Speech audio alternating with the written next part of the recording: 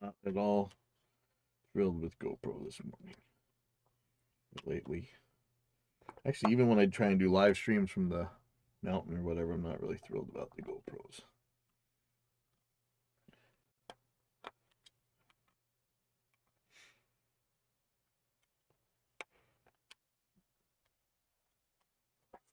Flip on my recording light here.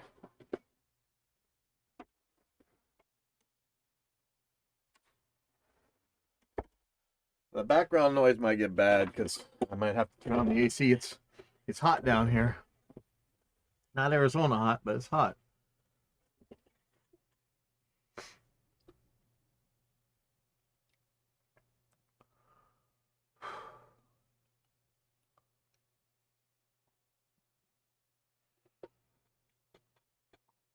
Alrighty then. I think I'm gonna get started. We need to do anything else? Nope, looks good.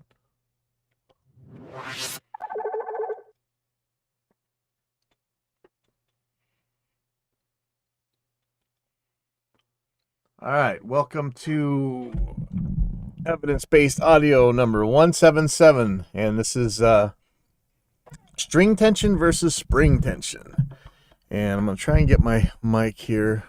If anybody knows a better stand, like desktop stand, than this Rode one, it doesn't seem to be able to carry heavy enough microphones, and it just isn't all that adjustable, and it isn't all that robust. And usually Rode is pretty good about that stuff. So first of all, I was trying to get a keyboard sound in my Helix, and thanks to Glenn DeLune, I was able to get a pretty good organ sound, but not really thrilled. Kind of wanted more of a trumpet, strings, pads kind of thing.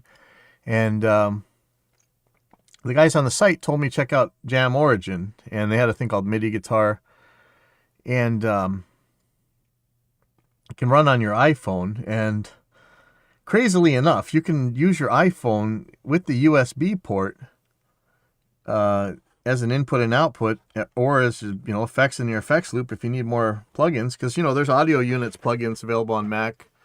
I think Audio Bus. There's a couple things that you can use with this, and a couple plugin formats. I know we're being on Juice. One of the reasons we do our plugins in Juice is because we want to make sure that we're able to port for these other devices and everything. And I was playing piano with my guitar. And the crazy thing is it's doing it polyphonically, like it's tracking each individual string somehow. And it's tracking better than those old MIDI guitar pickups. And I own these things. I really like the GK or whatever, the Boss's MIDI or Roland's MIDI pickup. I had one of those U-Rock guitars, which was, I know you guys are going to get mad, but it's actually better than I've ever tried a MIDI pickup. I tried the one, I think it's from Fishman, and it was okay, but, none of them have worked as well as this software does. And I know a lot of people have been talking about polyphonic tuners, and we talked about them on here, and I think I might have actually gotten it wrong. If somebody has a bone to pick with me on how I was talking about polyphonic tuners, let me know. Also, like something like Digitex Drop, let me know, because I'm still pretty confused on the polyphonic thing. But a few years ago, maybe it was more, Celemony, who makes Melodyne. If you don't know what Melodyne is, it's like a pitch correcting plugin. You can use it for making harmonies and changing rhythm and stuff too. It sort of what you would use Auto-Tune for. And I know everybody calls it Auto-Tune, but they don't understand that the majority of the good work done in it is in manual mode. Same with Melodyne. Melodyne's a little bit different, but they made something called direct node access. And let me just read this from you. To DNA direct note access is the technology that makes it the impossible possible by allowing individual notes in polyphonic material for the first time to be identified and edited. The unique access that Melodyne has long offered to the pitch, timing, duration, and other parameters of notes in monophonic material is now extended through DNA direct note access to include notes forming parts of chords. Like Melodyne itself, DNA direct note access is a development that radically and forever alters the handling of audio. In the world of digital image processing, it has long been possible with the right software not only to correct depicted reality down to the smallest details, but also literally to create new worlds, images that depict with total credibility something that has never existed. DNA direct note access offers Melodyne users comparable freedom in the fields of audio. Melodyne with DNA direct note access. I'm sorry this sounds like an ad, but I'm just kind of reading how this works. Allows you to intervene in the audio material in ways that were unthinkable before and that range from subtle enhancements to recomposition. When at the beginning of 2008, DNA direct note access was first demonstrated, it created a considerable stir. A few months later, a film team visited Melodyne's inventor, Pete Neubacher, I'm not sure how you say, in his laboratory to find out more about this revolutionary technology. The results of a 14-minute interview. I guess, I was hoping they were going to have a Bytes version of what this actually is. DNA lets you take a guitar chord that's already recorded onto one track and split the individual notes apart and tune them individually. I mean, it's magic. This is stuff we thought was going to be science fiction, just a few years ago, It's incredible that it works as well as it does. I was extremely skeptical of it. I've had to try it a few times. I would still rather somebody play their guitar in tune, but maybe that doesn't even matter later on. I know we have those like auto-tune guitars or whatever. I was blown away when I had to use it for a little kid's choir thing, and it's just magic to me. I love that we live in this age where we get to see this kind of magic happen to us and happen around us. And I think it's something like this that's making Jam Origin's MIDI guitar work. I can't believe it was 2008 when DNA came out. Jeez, it felt like yesterday. Ugh, getting old. But this Jam Origin thing, this MIDI guitar, it was in real time, and that was something about DNA where like, well, it's not going to happen in real time, but maybe it will. And never say never, but I mean, it really felt like, really felt like science fiction. And I'm telling you, if you don't understand like MIDI guitars and hexaphonic pickups and things like that, it seriously let me play this thing in real time, and it just happened. It was just absolutely incredible. So I was playing piano chords and everything, and I'm sure there's better ways to do this. I've seen these what is it, the Roland, there's two guitar synth pedals. Let me just pull them up. Pedals. And actually, thank you guys on the gear page. I know I always talk a lot of crap about TGP, but they suggested this way to do this thing. So Boss has these two pedals, the SY1 and the SY200, and they're supposed to do this much, much, much better. And then Moore has one that was like, I think it was like $100 off Amazon.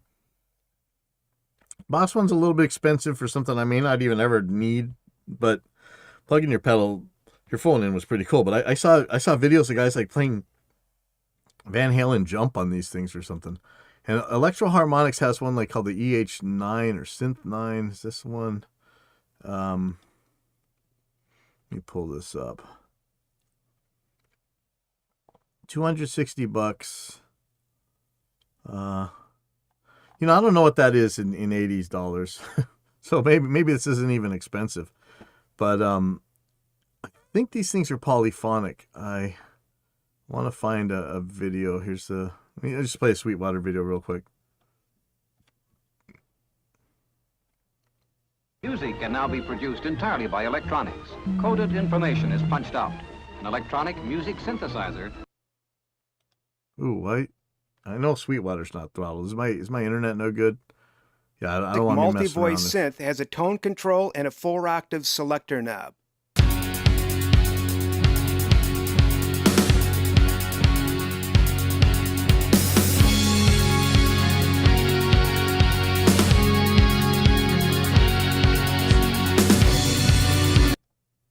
Let's see the, wow, why is this taking so long to load?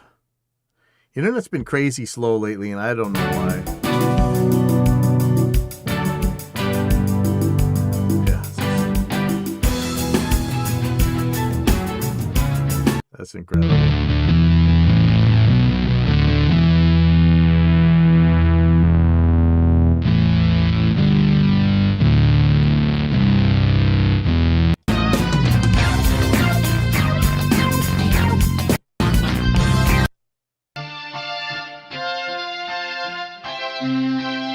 I've got a tribute band playing Dio's Last in Line, so I wanted like kind of a strings, orchestra, trumpet kind of thing. This is perfect.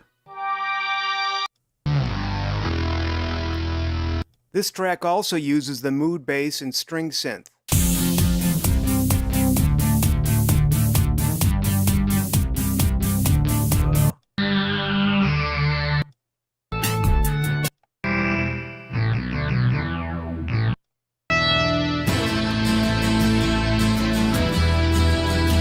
I don't know if this works better or worse than the iPhone one. It's just incredible that this kind of thing is happening right now. It's really cool. Let's see the boss one. I know there's one where somebody was doing some kind of... What is going on with this internet? Sorry, guys. Let's check out the Sweetwater. Hi, I'm Mitch Gallagher. Welcome to Sweetwater's Guitars and Gear. This guitar, you just plug your regular guitar. Next up, we have pads. Again, no MIDI pickup. Synth basses.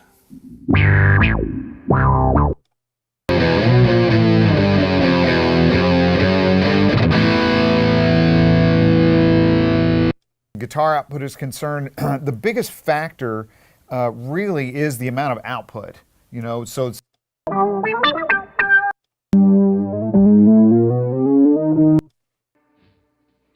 See, I really want this polyphonic stuff. That's pretty cool, though. Anyway, I'll stop bugging you with this. It's just incredible to me that we're able to, you know, first it was Melodyne's DNA, which was just mind-blowing, and now to think that you don't even need a MIDI pickup, and you are off and away playing keyboards, and better than it ever did with the MIDI pickup, at least whenever I tried it. All right, so next thing. See if I can make this work. There we go. Welcome to my desktop. And I tried to do this with the GoPro, but man, the GoPro just really sucks. Speaking of which, if you guys know a camera that I could use, Scott Veenstra had some good examples. I really just need a camera I can either stick on here, use it as a webcam, but it also records. So when we're doing interviews and stuff, it doesn't have to be great. Yeah, see that this is the Portuguese in me. This is professional Velcro arm hair. So, but you know, I know you guys have seen me doing a lot of guitar tech stuff lately, but you know, I'm not a real guitar tech really. I mean, that's how I got my start, but I mean, I'm qualified to do some things and not others. I did order off Amazon a whole bunch of shrink wrap. I can't imagine, you know, back in the studio days, a box like this, pretty sure it would have cost hundreds of dollars. So we'll see if this stuff is any good, or if it, you know, maybe the heat shrink shrunk on the way here with the on the boat or whatever, right? But I'm telling you, this stuff cost me like $30 or something. It wasn't anything. Let's take a look inside here. But we're going to be doing guitar repairs here at the school, I think. We'll probably put a price list up soon. 180 pieces of this, 140. You know, these giant ones got 40 pieces. This is so much. Like, I can't imagine how much this would have cost back in the day. This is nuts. 45 millimeters, 45 millimeters. These look like the same things. Oh, 2.5 versus 2. Oh man, I ain't even gonna know. This is just cool though. So I might need a different shrink wrap gun. I've got a giant heat gun, but it should be fine for, you know, it's all scale, right? If you're gonna be doing this a lot, you're probably gonna do something else. And this was like this another thing on Amazon. It's a wiring box with all the different color guitar wires I was gonna need. It came with a bunch of zip ties. It came with some shrink wrap itself. And it came with this thing, which we will see whether or not we actually want to use this. But it appears to be a cutter and a stripper. I don't think I would dare use this on any multi. Actually, how would you even use the cutter part of this thing? Let's give it a try here. Here's some white cable. If anybody uses these things, let me know. Certainly didn't cut. I think that, yeah, I'm not really sure how that would work. Let's see how it works as a stripper. There's not. I'm gonna put it on the smallest one real quick and just pull. That didn't work for crap. That didn't work at all. Let me try this on this thing again. Thinking of this as a stripper rather than a cutter. Nope, didn't work for crap. All right, well, ooh, that is pre-tinned wire. I'm not sure how I'm going to feel about this. When I get to soldering this, I'll let you guys know. I usually have very bad luck with pre-tinned wire, and I know you shouldn't, but I always do. I could never really get it to stick the way I wanted. But for today, and the reason of this title, string tension versus spring tension, and I'm really sorry that I couldn't get that on a better camera to work here, because just see what happens if I take down this light some. Is this thing going to be a little bit better? Not really. It's probably better with the light. Sorry. So what we got here is a Music Lily. Let me just pull it up on the other screen, I guess. Music Lily.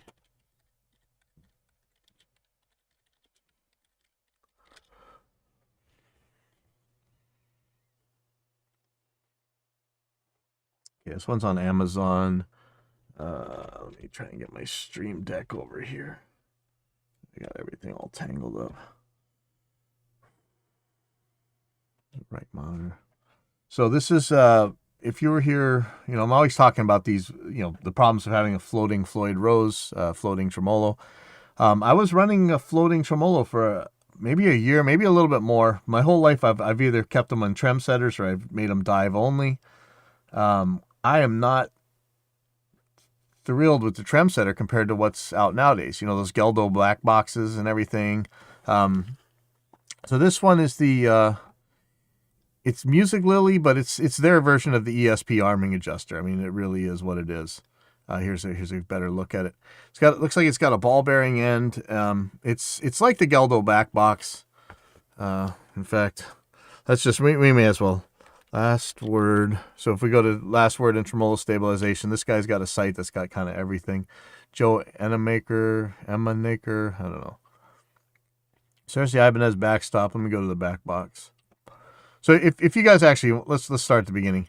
This is probably the one, if you guys ever tried these tremolo stabilization devices, this is probably the first one you heard of. And very likely, the reason you don't like these things is this device. And it worked for what it was. It didn't really explain very well, or maybe I just didn't understand back then, but it's real flimsy. What it's meant to do, let's just get to this. So on a floating tremolo, the tremolo comes to rest when spring tension equals string tension, so that your tremolo springs back here. If they're equal to the string tension, that's where your tremolo, in theory, stops. There's a lot of problems like binding and, you know, getting bound in the nut, which is why Floyd Rose has got lock nuts. You know, there's all kinds of ways, other things that modify it. But in theory, this is where it's going to stop. And these devices, like the trem setter, they're meant to counteract that a little bit by adding a bit of force against the tremolo pulling up. For instance, like if you broke a good intentions. Oh, I should have named it that. Thank you, Sam. If the this has a little bit of counter pressure to keep it from, if this tremolo, if you're pulling up on it, for instance, or if a string came a little bit loose, it's pushing up against this bar, so it won't go backwards. Other problem that we're dealing with these things is the dive. In fact, I think this spring right here, man, I have this. I always have these so wrong. One of these moves to stop the tremolo from diving, and the other one stops it from pitching up. One of the problems you always see is when you are on a, well, let me switch screens again here real quick. Sorry. Oh. If you are on a Floyd Rose, watch this bar right here. So if I, this is the pitch, right? So if this bar dumps forward, the pitch is going down. Now I'm going to bend the string here, and you can see the bar moving, right? So that's a problem. That bothers some people. I actually got used to chasing the note. I'm okay with it, but again, I when we record these things, I would often block them down. If they weren't using the tremolo like extensively, I would really block the crap out of them. This is just a nightmare recording with these, and I am not happy with it floating. It's just too out of tune for me. I don't want to put. I may be playing in a band soon. I don't want to put my audience through that. So. I was gonna lock them back down to dive only, but I gave one of these a try, and so the one let's go back to this real quick.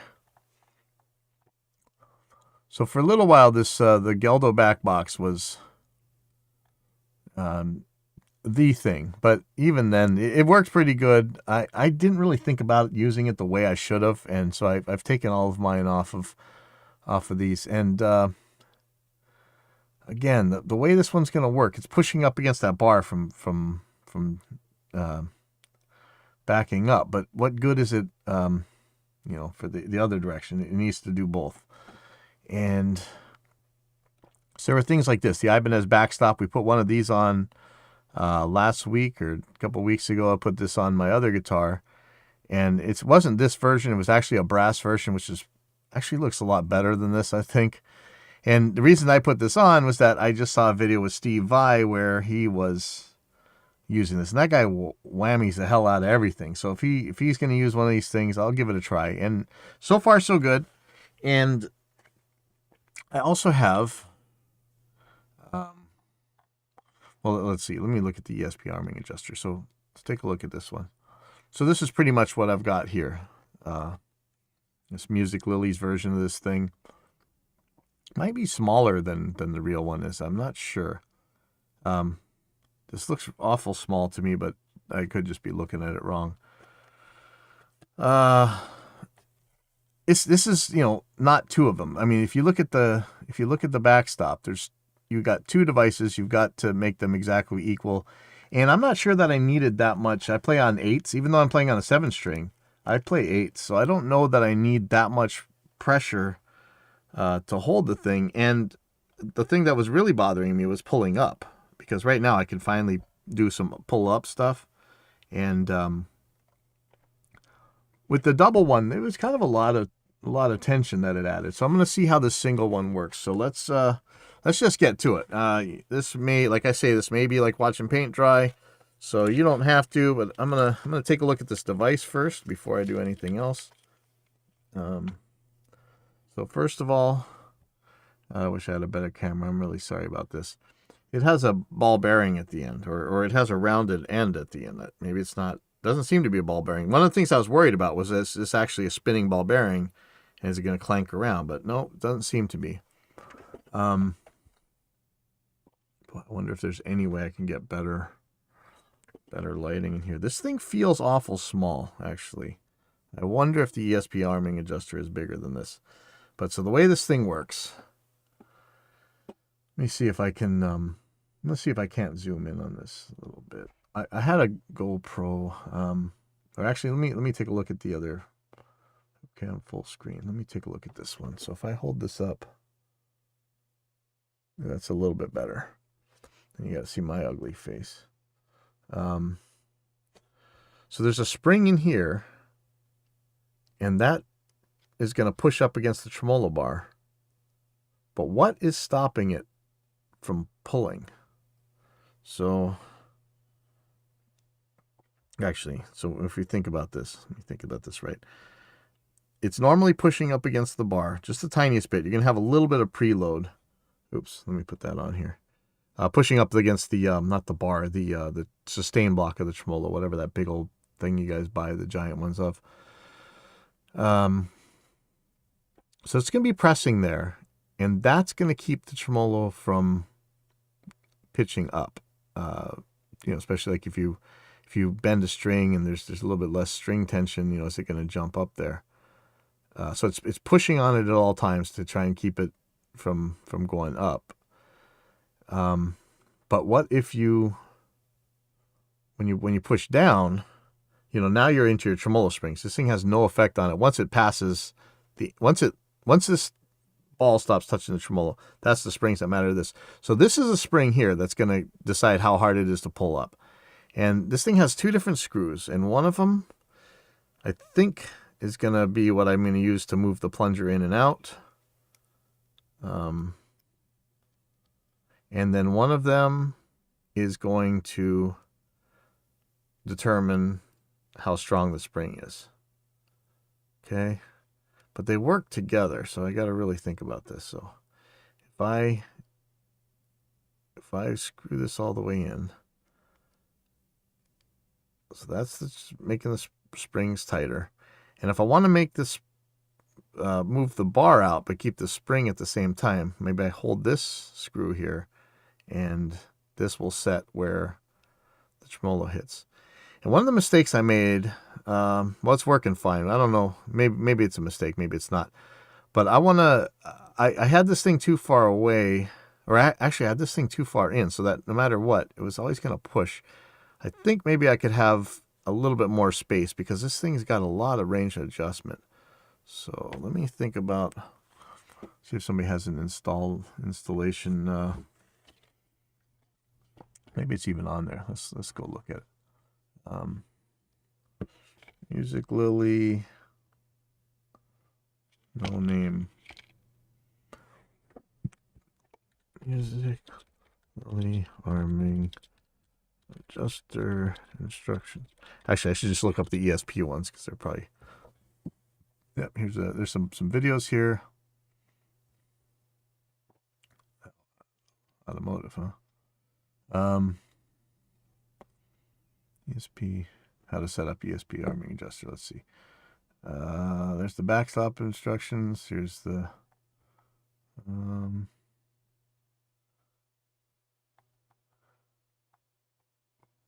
well, let's see what they say at Gem Site, like the Steve Vai Hangout. Okay, self. The trick is to get it string set up. All right, so I need the installation instructions. Let's look for that real quick. ESP arming, install.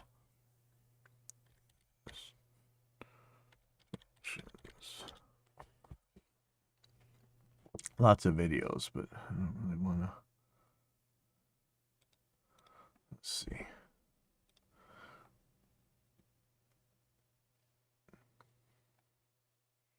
I could pretty much use the back box instructions too. Let's how to install. No, I don't want the video. How to install the back box. Okay, here we go. Okay, let's just read this. So this is going to be pretty similar.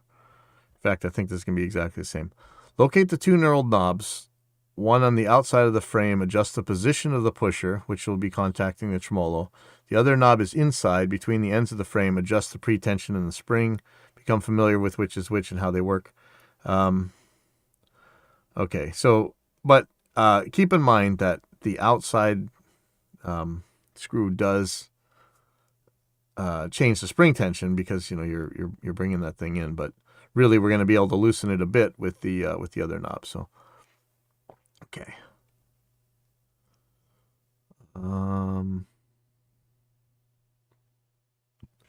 Let's see.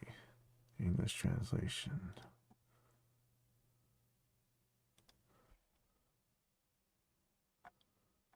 Let's see if they got instructions someplace. No. All right, somebody's got to have instructions. Adjust the positioning knob so the rod is just flush with the knob.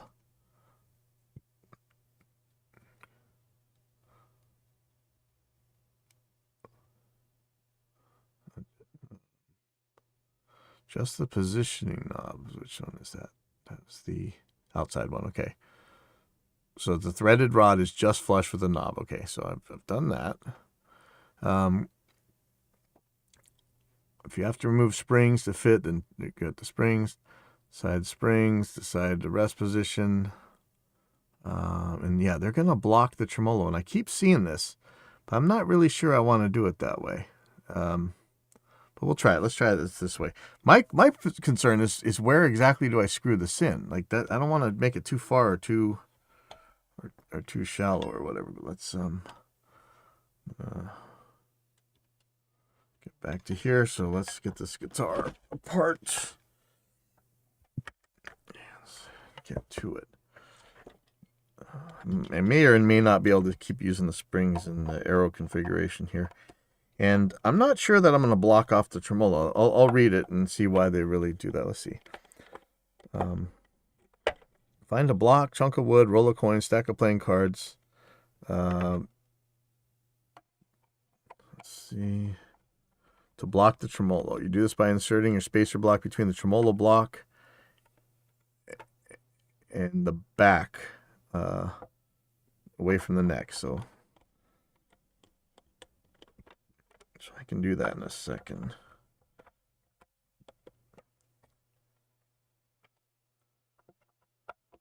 So I really am probably going to get some better guitar tech and tool stuff soon. Probably going to need that. Okay, and so I definitely need a little tray where I put all the parts and screws and junk. Because now I'm going to bounce them all over the place. I'm going to lose everything. And I'm going to be really upset about that. So what can I do about that? I don't know. Just put them here and we'll hope. How about that? It's a bad idea. Okay, so with my setup, I can definitely still put this in with the arrow. And one thing about this compared to the back box, thankfully, holy crap, thankfully, is that the screws are on the outsides. They're here. All these screw holes are on the outside of the unit. With the all the other things, oh man, they're underneath here. You got to try and pull the spring out to put it in. It is absolutely a nightmare. But this one is going to be easy. I just jinxed myself. I shouldn't have said that actually. But so the part that I really want to know is where do I put this thing? So if I really think about this, the furthest this bar is ever going to move, if you're really cranking on it. So I have tons of space. I could put this anywhere, really. And is there a reason to not put it near the edge? Just in case you ever want to move it, I guess. So really, I'm gonna let it touch it. Maybe I shouldn't even do that. Let me make sure I'm thinking this right. So when if I have it here, say, and okay, let's say if I have it at the very end and I need to get a little bit more length, can I get it? Or no? Okay, so I do have a little bit of concern about what the length is going to be. So let me put these in. If I ever need to go farther. Ooh, well, here's a problem. The finish on the inside of this guitar is nasty. There's like some, oh man, there's some varnish that wasn't, I mean, nobody's going to touch it down there, so they probably don't care, but get some guitar tools.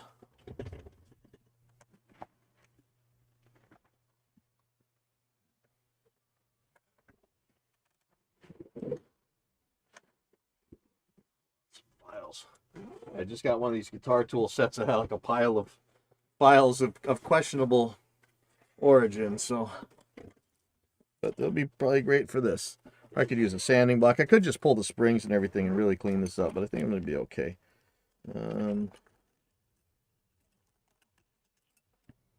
Yeah, here's a nice flat file.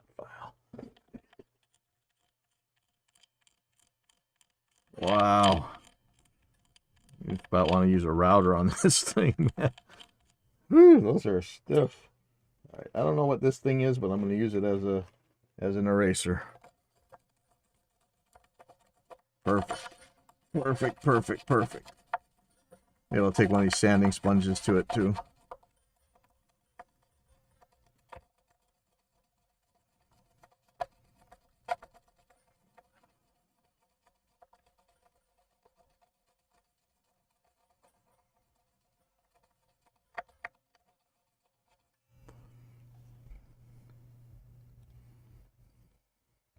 Yep, this is watching paint dry.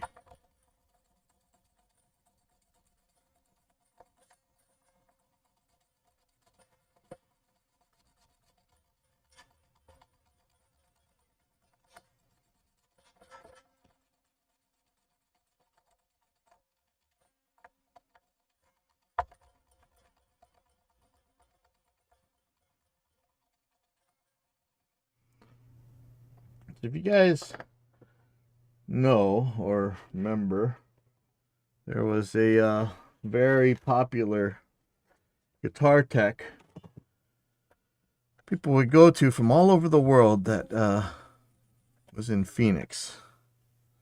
And he was notorious for being a complete peckerhead. Grumpy, just absolutely a nightmare to deal with. Very short with everybody. I'm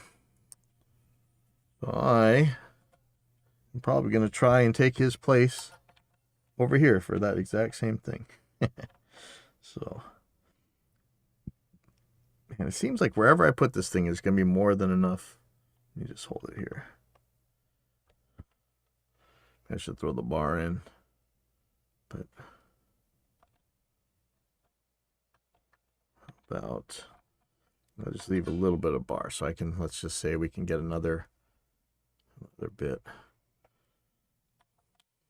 So I'm not sure why so let me read this again. Strings are at the pitch, tremolos in the right place. Install the back box in the position so that it almost touches the trem block.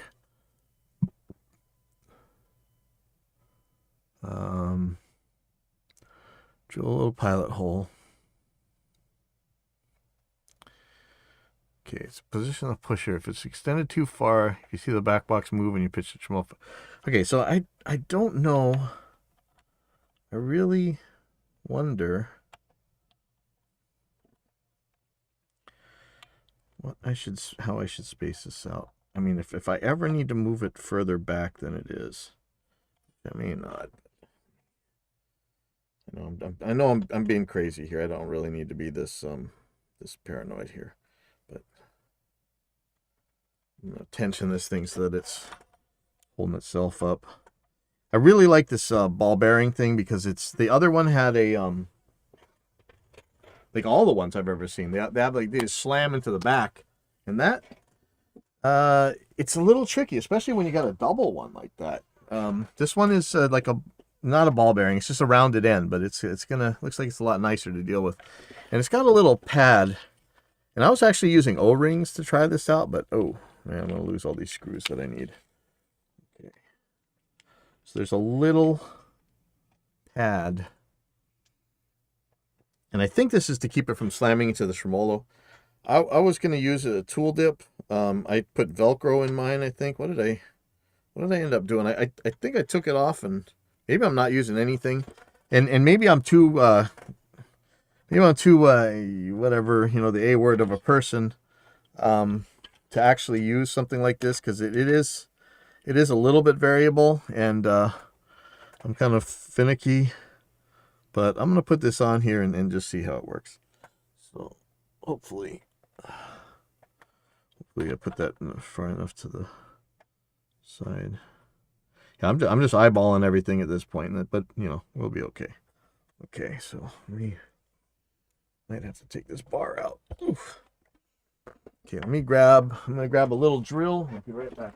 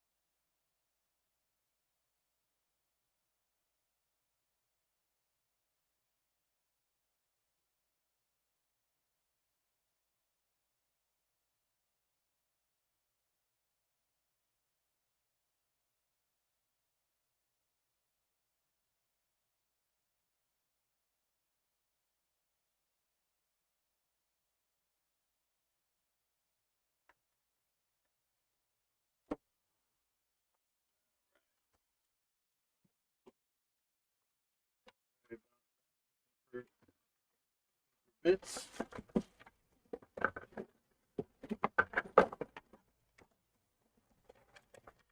Some big bits. I don't need the big bits. Just bought a new thing of drill bits too. Where did I put it?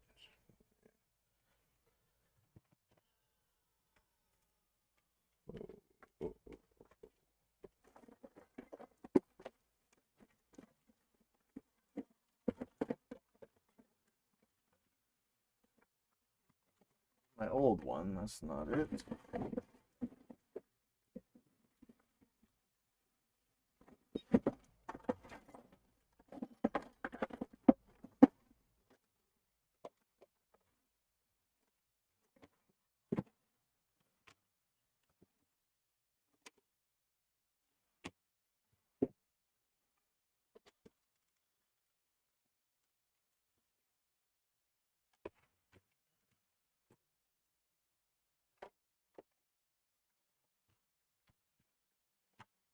Oh, well.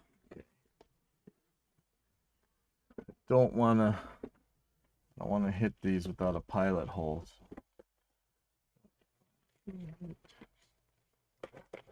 Screwdrivers. And here's my new drill bits. Okay, so I really need to make myself a tech bench for real. I got some ideas. Okay, I had a 16th inch bit, but man, it is close to the size of this screw. This screw is so tiny. I'm not sure I should use this bit. Man, they're so small. I'm almost questioning whether I really want to put a pilot hole in. Even my tappers are too big. So, see if I can't get a bite on it. Let's just see. If it starts pushing wood around, then I'm gonna get worried. But I'm telling you, these screws are so small. I'm almost wondering if they're too small for this application, actually. So, anyways, let's get a good mark. I have a punch, but I have a feeling I don't really need to use it here.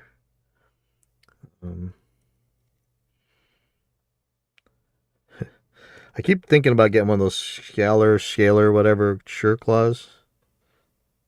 They look handy. Okay. This is operation. I may not have the dexterity anymore for this.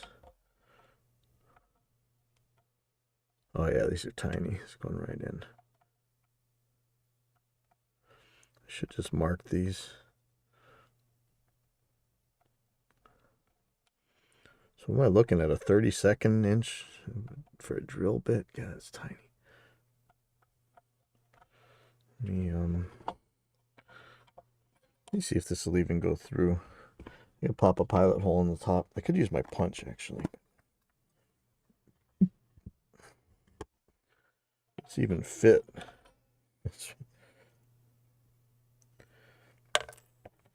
Ooh. You know what I could do? Let me take a test piece of wood here.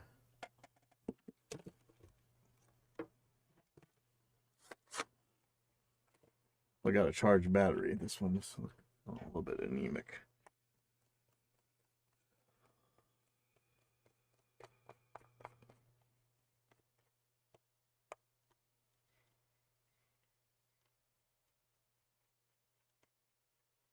I'm really scared I'm gonna snap this one. Okay, so I'm gonna find a little piece of wood. I have a scrap piece of wood around here.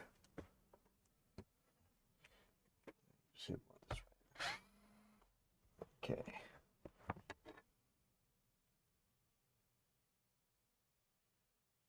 Well, it actually has a pretty good bite. Okay, so I'm just gonna pre-drill this.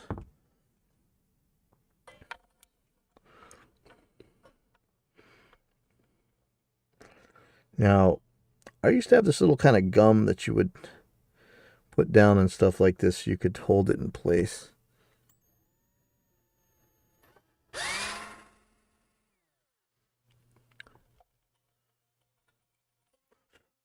Okay. Put this in. I'm going to tack this one in, and then we'll see where the rest will line up.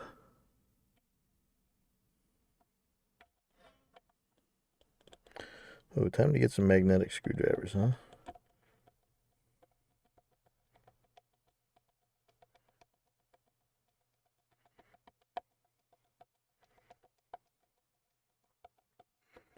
Hopefully that's not going into a pickup, right? You never know. So that's why I'm not drilling this too deep. Oop, that went through something. Oop, that went through something. Oh.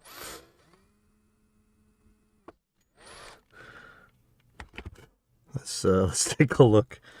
Yeah, that's right where my pickup is. Let's see if we still got audio after this. And I probably should have put some screws in before I kept going. It's been a while. I'm gonna turn on the AC. I'm sorry about the noise.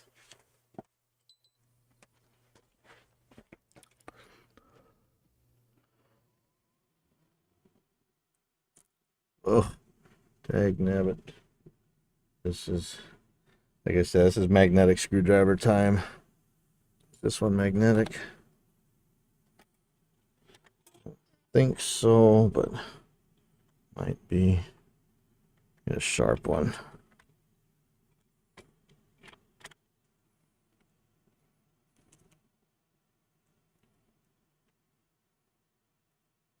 Nope, not magnetic. Bummer. I don't really have the eyeballs for this anymore either.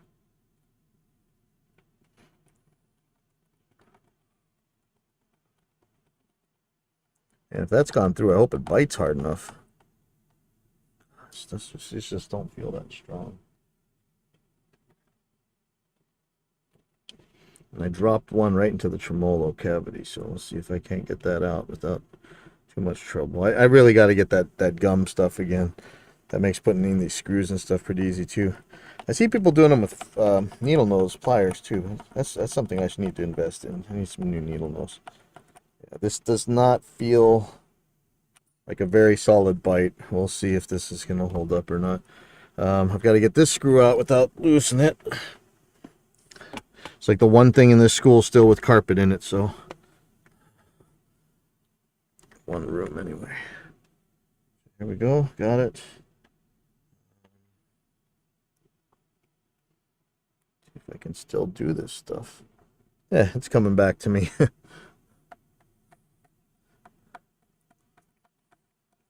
Yeah, it's not biting very hard.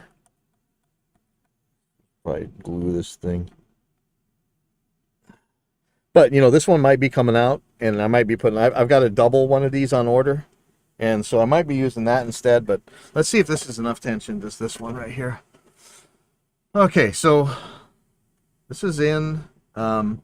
Several ways to do this. I want to make sure that I'm pre-tensioning the springs so that this is actually getting hit. And let's get on a tuner and start figuring this out. Man, I scratched the hell out of that nice guitar. Sorry.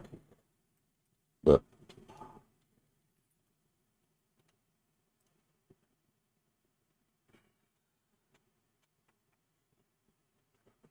go and plug into a tuner.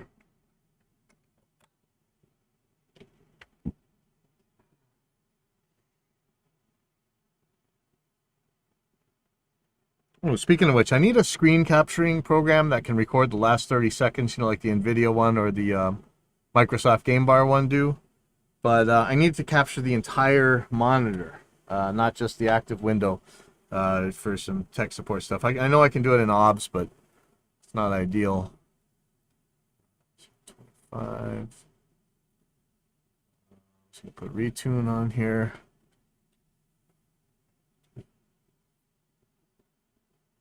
Set for 100.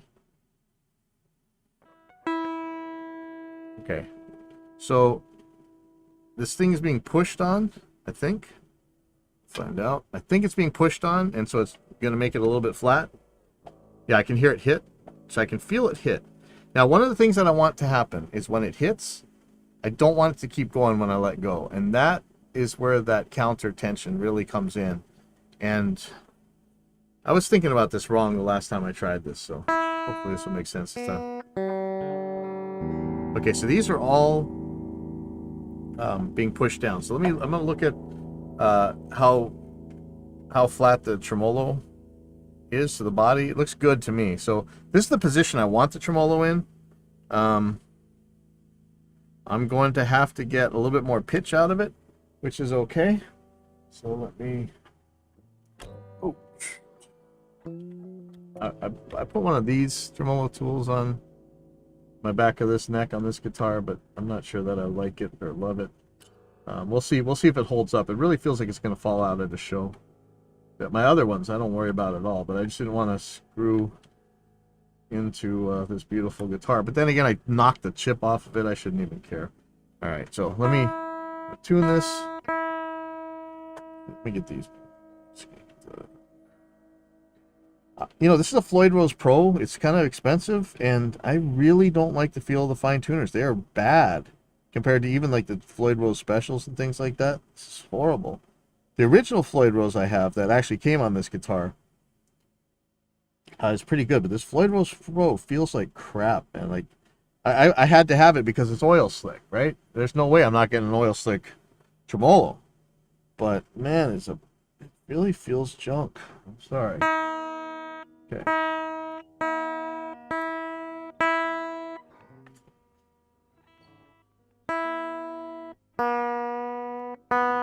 Because this is floating, this may be that as I'm tuning these up, the other ones are just going to fall completely apart. Nope. Okay, so this thing's already doing something.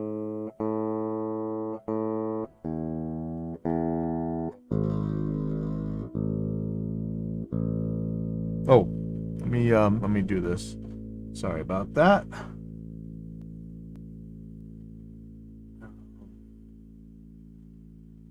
I put it.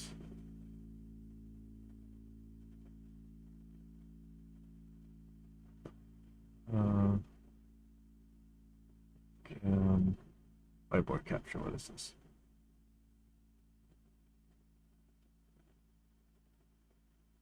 Okay, here we go. Oh, but it won't show that. Oh man. Come on. See, I have a problem that it doesn't get can't get plugins. Garbage. Okay, let me I'm just gonna do a right monitor with this one then. So sorry, let me get this. Add.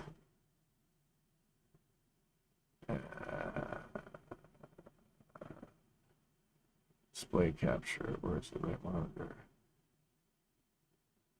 Add display capture. Okay, sorry about that.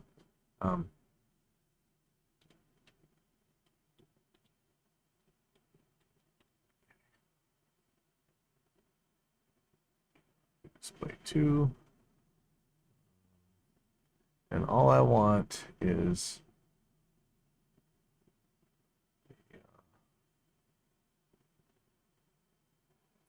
can't remember how to do this. I just want the tuner. There we go. Yay. Okay, so now we got the tuner. You can see what's going on. There it goes. It's kind of in the way. Doesn't need to be anywhere near that big. There we go. Okay, perfect. Or something. Okay, so this in tune.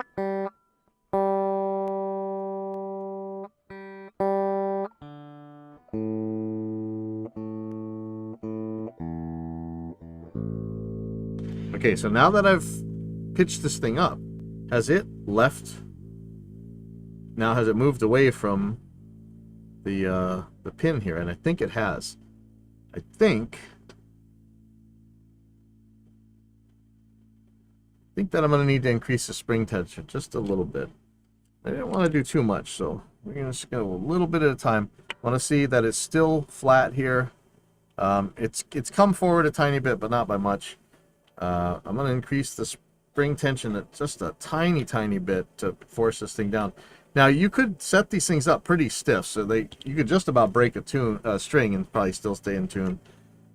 Especially with that double one, I'm betting. But this one, not quite that much. But see how I'm a little bit higher now? When I lower this pitch, see I can feel it and hear it hitting now. When I lower this pitch, what I don't want to happen is that the spring tension is so strong that it's going to make it rest in the wrong place. But I'm going to drop this pitch until it's back right again.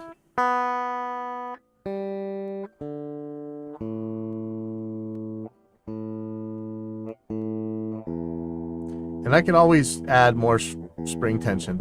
And I used to really overdo this. And so I'm thinking that nowadays I want to be a little bit more mellow with these things. I just need it to help. I don't need it to be perfect. Might need a little bit more of that though. I'm not sure how this the little piece of plastic I put in there for the shock mitigation is going to make trouble. What I don't want to happen, like I said, is when I let go of it, does it keep going back? And it kind of, I think it is. Let's see.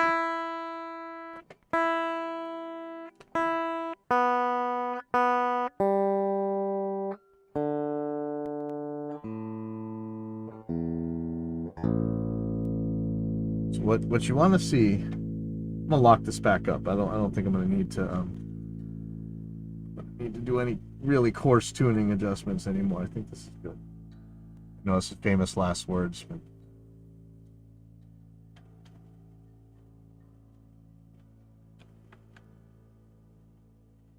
okay. So I can hear it hitting. But what I want to do is, when it hits, I don't want it to go any further. Now, it feels gross slamming into this thing when you're pushing and pulling. And I don't think there's any way around that. That's why I'm really surprised that Steve Vai uses these things. Because he's just so fluid with his tremolo. I'm not the biggest Steve Vai nut in the world, but I really like his stuff. Okay, so I can dramatically lower this spring tension here. I'm thinking about pulling the springs a little bit harder into this thing, and honestly, just it feels barely on there. But let's give it a try. One thing that I'm worried about is this thing could just go turning. It's very loose. Like, what's to keep it from just spinning out and changing? Because if that changes, then I'm in trouble. Like, that's going to change where the tremolo's sitting. I might have just messed it up right now. I'm not sure if it's staying put. So I'm thinking, are you supposed to put Loctite in here, or should you put a counter lock nut on here? I'm gonna loosen the spring a little bit actually, but I'm gonna try and keep the tremolo in place. So I'm gonna loosen it a lot. Oh wait, that's way too much. Okay, So you can actually loosen this thing to the point where it ain't doing jack. Which unlike the other one. So.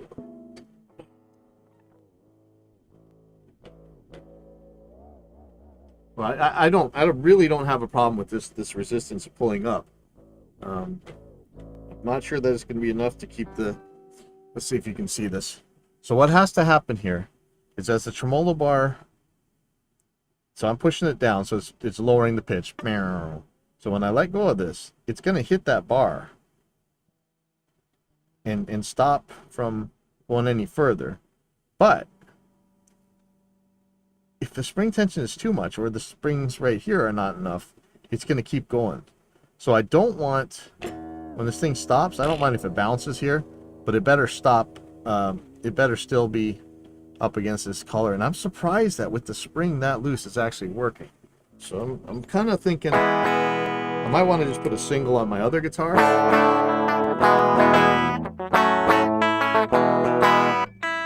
Okay, so I'm gonna give this a little bit of exercising and let's see what happens.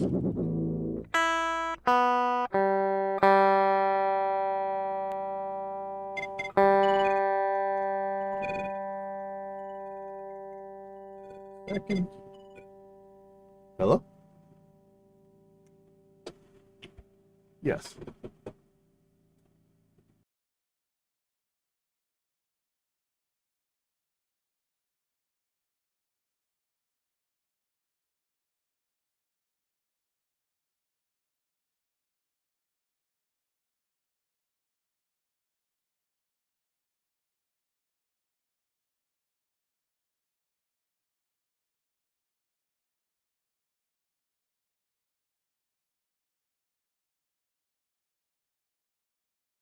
All right, so tuning. Hopefully this is staying put. We'll see. I might be pulling away from the edge. Second here, I just got to send a number. This is the caveats of doing live stuff, right?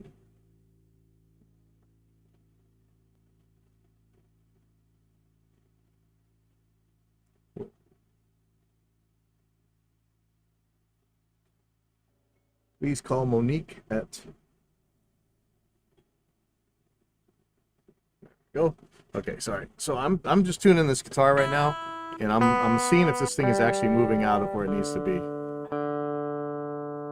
Like I say, the fine tuners on this Floyd Pro are bad, man. I really do not like them. This feels. Yeah. See. I don't know if there's a way to fix that or what. But yeah, the fine tuners are horrible. Alright, and this thing cost me a chunk of money.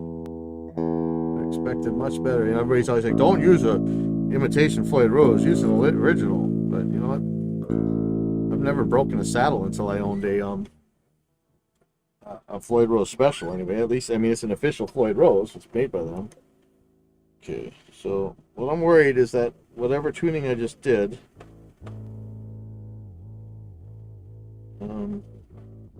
tell you what, for now, I'm going to go real conservative, and I'm going to set the spring really stiff.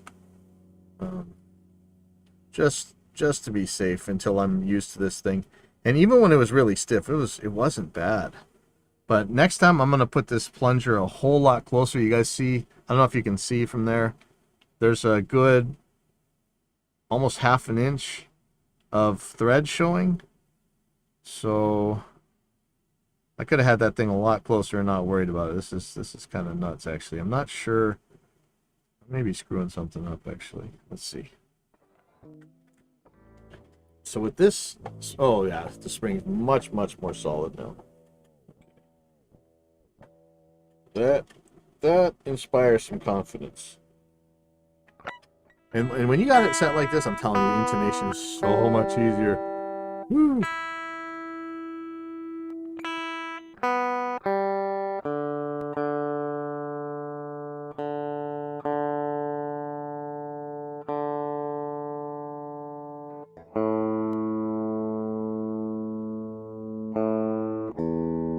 Really need to ride my bike more today.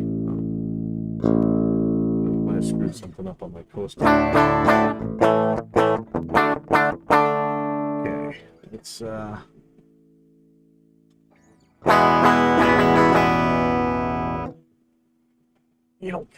stupid face. You gotta get on this tremolo here. I don't know if you can hear that knocking.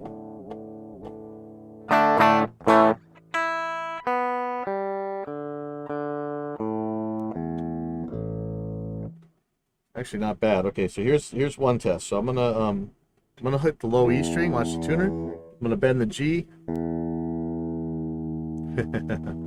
So, and I don't mind too much.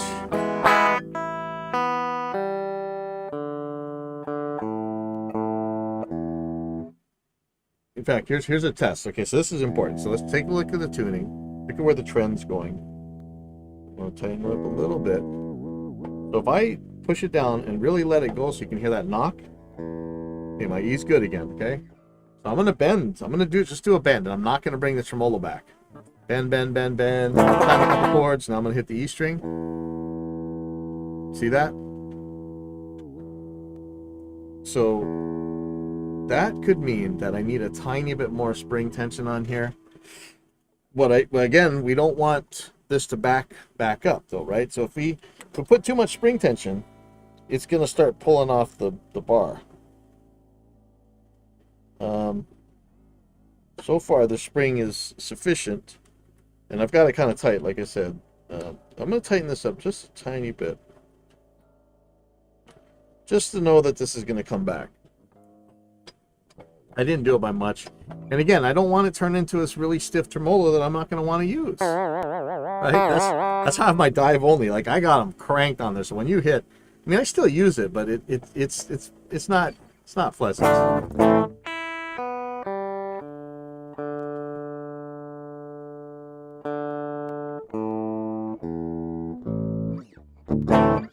So let's pop up a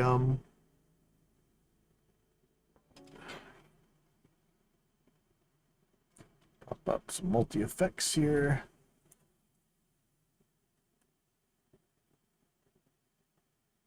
All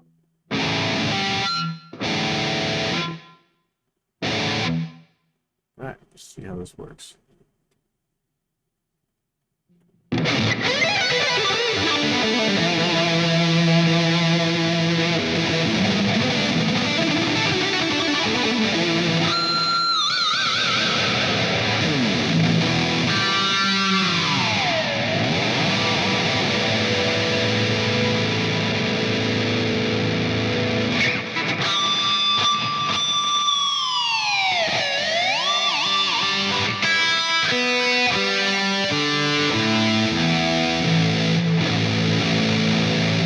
Tell you what, that's certainly way the hell better than the full floating Floyd, huh?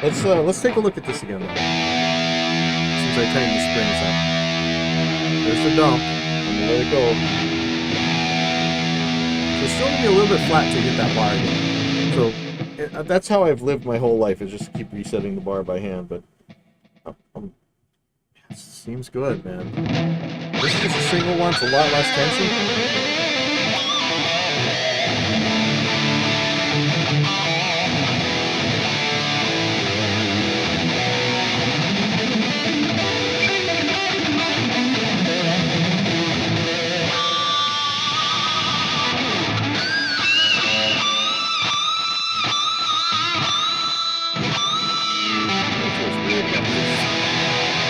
Let's see if we can do the Rocky George, okay? Let's see if it'll work. It's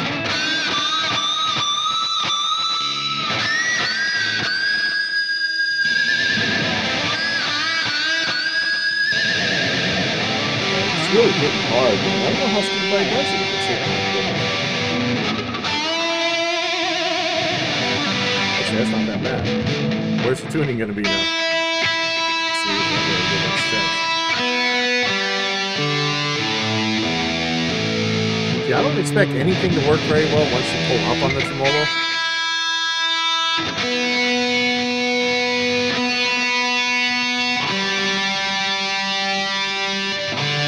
So I don't know why I'm not just setting these to dive only. Just being a mean ball. I should just set this to dive only and not worry about it at all.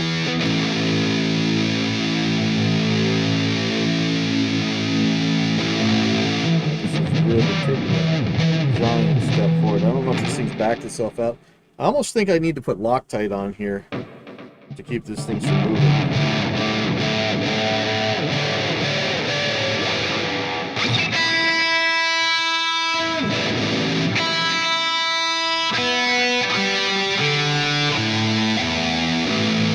Yeah, this is really dropped this tuning a lot. I don't know if that's just because I was pulling up, I'm stretching the strings, but I'm pretty far into these tuners now. Fine tuners.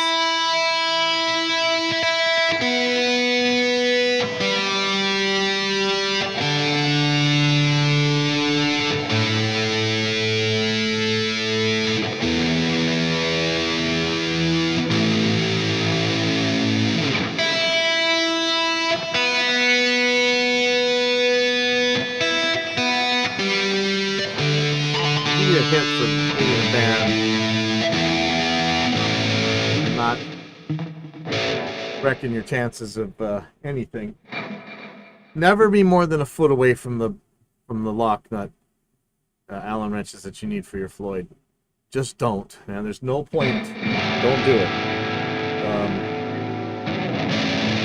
You always see these people with their fine tuners bottomed out and they're out of tune through the whole show.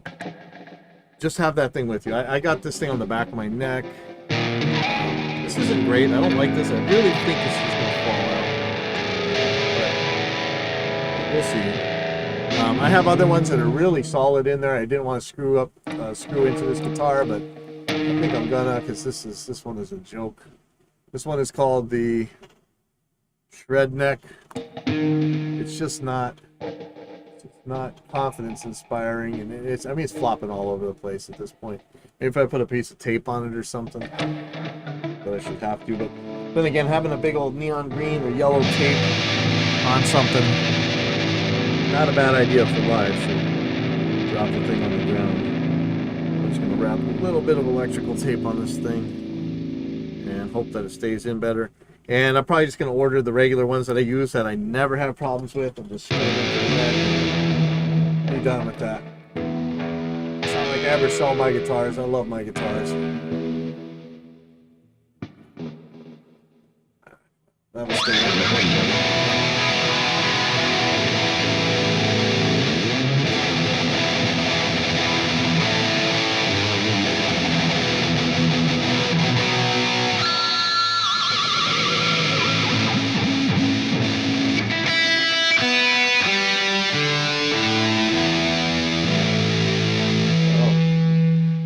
Pretty good.